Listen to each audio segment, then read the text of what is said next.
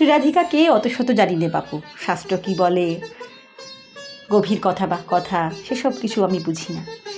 শ্রীরাধিকা বললেই আমার চোখের সামনে একটা গল্প ফুটে ওঠে, আমি সেই গল্পটা বলবো।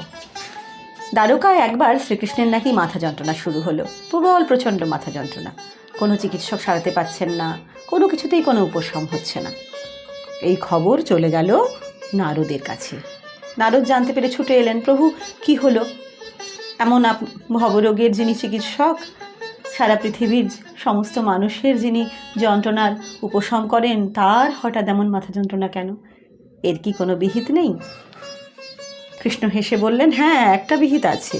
যদি কোনো ভক্ত তার পদধূলি আমার মাথায় বুলিয়ে দিতে রাজি হয়, তাহলে সঙ্গে সঙ্গেই এই মাথা যন্ত্রণা সেরে যাবে। নারদ সকলের কাছে গেলেন এক এক করে দ্বারকায়।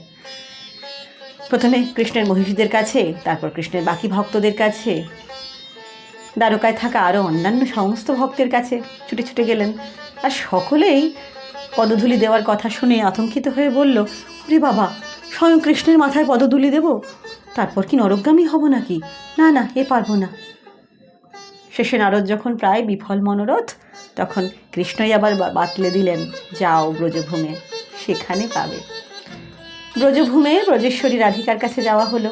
তাকে বলা মাত্র তিনি বললেন, শিগগিরই, খুব তাড়াতাড়ি আপনি ওই বস্ত্রখণ্ড রাখুন, আমি পদধূলি দিচ্ছি।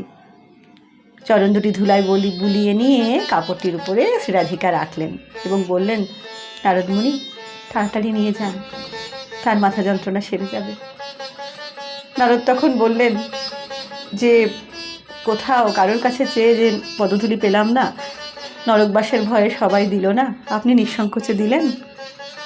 তখন রাধারানী বললেন, আমার প্রভুর মাথায় যন্ত্রণা করছে আর আমি নরকবাসের চিন্তা করব?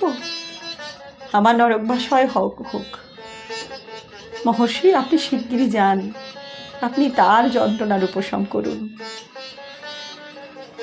নারদ এলেন কৃষ্ণের কাছে, সেই পদধূলি দেওয়া হলো তার মাথায়।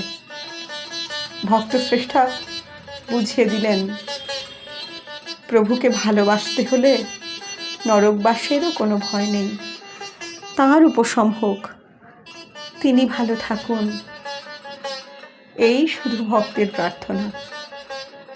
তার জন্য যদি তাকে নিজেকে নরকেও যেতে হয়, প্রেমের জন্য, প্রেমাস্পদের জন্য, রাধারানী রাজি। নিবেদনে রাখি, দক্ষিণেশ্বর থেকে। নমস্কার।